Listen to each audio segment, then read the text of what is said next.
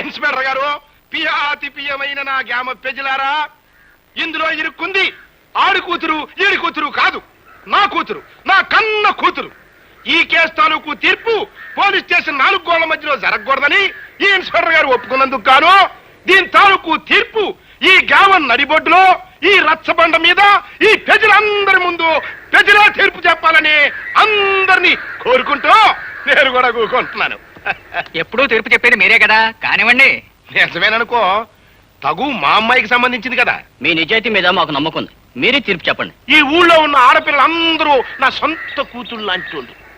ఒక ఆడపిల్లని మానభంగం చెయ్యబోయాడు అంటే అది ఘోరమైన నేరం.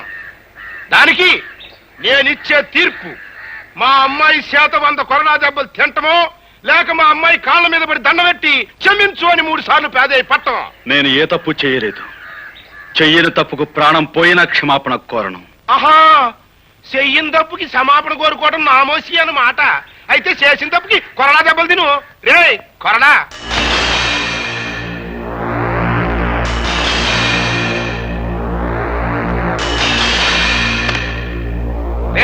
అది కట్టేట్రా.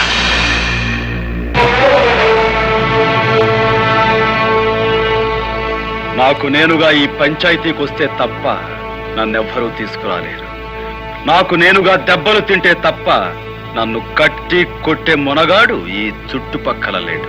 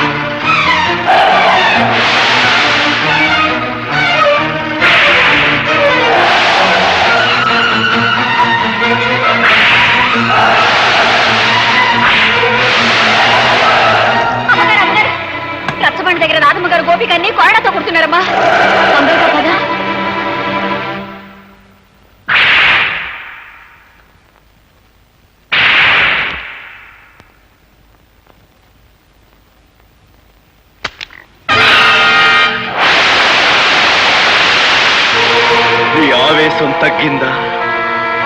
నీ పగ చల్లారిందా? అన్యాయంగా నన్ను 100 కొడా దెబ్బలు కొట్టి నలుగురిలోనూ అవమానించిన నీకు 100 ఏళ్లకు సరిపడే శిక్ష వేస్తాను.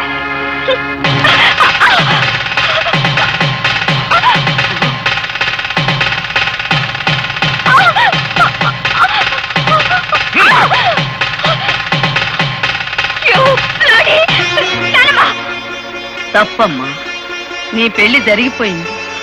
జరగవలసిన వాడితోనే జరిగింది. బలవంతంగా తాళి తెంచుకునే వాళ్ళ మూర్ఖత్వాన్ని చూసి ఎవ్వరూ జాలిపడరు. నేను చెప్పేది శ్రద్ధగా విను. ఆ తర్వాత మెళ్ళో తాళి ఉంచుకుంటావో తెంచుకుంటావో నీ ఇష్టం. నువ్వు నిలబడ్డ ఈ చోటు, ఈ బంగ్లా, ఈ కార్లు, ఈ హోదా, వీటన్నిటికీ హక్కుదారి ఎవరో తెలుసా? నీ మెళ్ళో బలవంతంగా తాళి కట్టాడే అతను, ఆ గోపి. నువ్వు అనుకుంటున్నట్టు మీ నాన్న పుట్టుకతోనే ధనవంతుడు కాదు సరికదా, కనీసం మధ్యతరగతి కుటుంబీకుడు కూడా కాదు. ఒకప్పుడు వాడు స్వచ్ఛమైన పాలు పంచదారతో చేసిన తాడేపల్లిగూడెం కోఆపరేటివ్ సొసైటీ పాలకోవా. పాలకోవామా? పాలకోవా గవర్నమెంట్ వారిచే అనుమతి పొందిన కేసీ చారిటీ లాటరీ ఫండ్ ఈ నెల 16వ తారీఖు డ్రా కలుపుతారు బరంపూర్లో. ఏ ఊరు వారైనా, ఏ పల్లె వారైనా, ఏ జిల్లా వారైనా, ఏ రాష్ట్రం వారైనా తమ పేరుతో గానీ, తమ పాపాయిల పేరుతో గానీ, ఇష్టదైవం పేరుతో గానీ, కట్టుకున్న దాని పేరుతో గానీ, ఉంచుకున్న దాని పేరుతో గానీ ₹1 పెట్టి 1 టికెట్ పొందండి సార్. ₹1కే 10 లక్షలు పొందండి సార్. త్వరగా కలిపి బా బా కలిపి బా వస్త్రా త్వరగా కలిపి బా కలిపి బా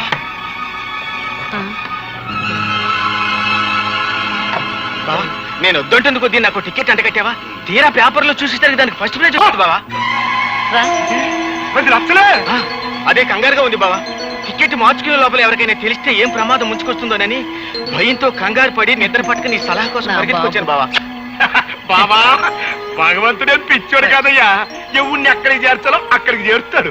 ఆ రాత్రి రేయ్ సూరిగా!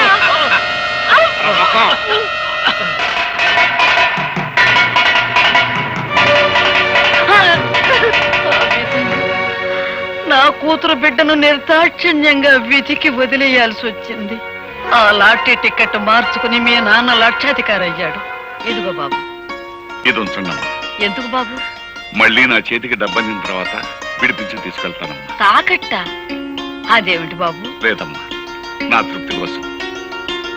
వస్తానమ్మా. మంచిది బాబు.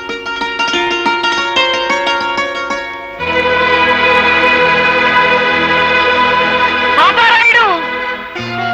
అమ్మా పాపారాయుడు, ఏమ్మా? నిజం చెప్పు. ఈ గొలుసు నీది కాదని నాకు తెలుసు. ఇది ఎక్కడ దొరికింది? ఎలా దొరికింది? నా బిడ్డ బ్రతకడానికి డబ్బిచ్చారు గనక నిజం చెప్తున్నానమ్మా. 4 ఏళ్ల క్రితం ఒక రోజు రాత్రి ఒక కుర్రాడు ఏడుస్తూ నాకు కనిపించాడు. ఇంత రాత్రి కాదు ఇక్కడ ఏడుస్తున్నాడు. ఎవరి కుర్రాడు? వాడు నా కూతురు బిడ్డరా.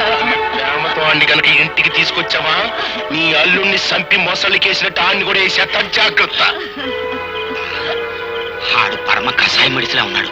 ఓ పని చేద్దాం, అబ్బాయిని మనమే పెంచుకుందాం. నువ్వు అన్నదే కరెక్ట్. వెళ్దాం పదా. చెప్తా పదా. అతను చెప్పిన దాన్ని బట్టి నా మనవడు బ్రతికున్నాడన్న సంగతి నేను తెలుసుకున్నాను.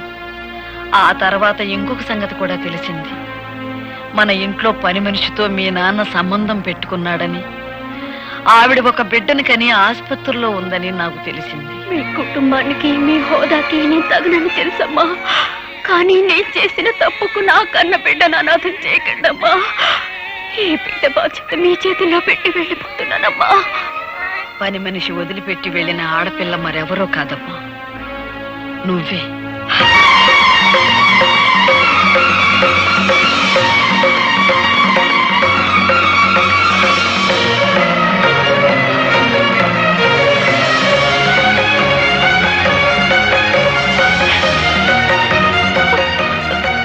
నానమ్మా, అవునమ్మా, నువ్వే.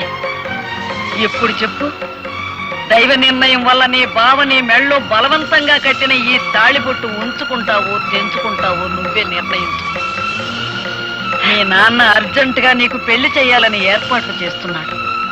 వాడికి తెలియకూడదని నిన్ను ఈ ఇంటికి తీసుకొచ్చి ఈ సంగతి చెప్పాను. సరైన సమయంలో సరైన నిర్ణయం తీసుకోకపోతే మిగిలిన బ్రతుకులో ఏదీ సరిగ్గా ఉండదమ్మా. ఆలోచించుకో.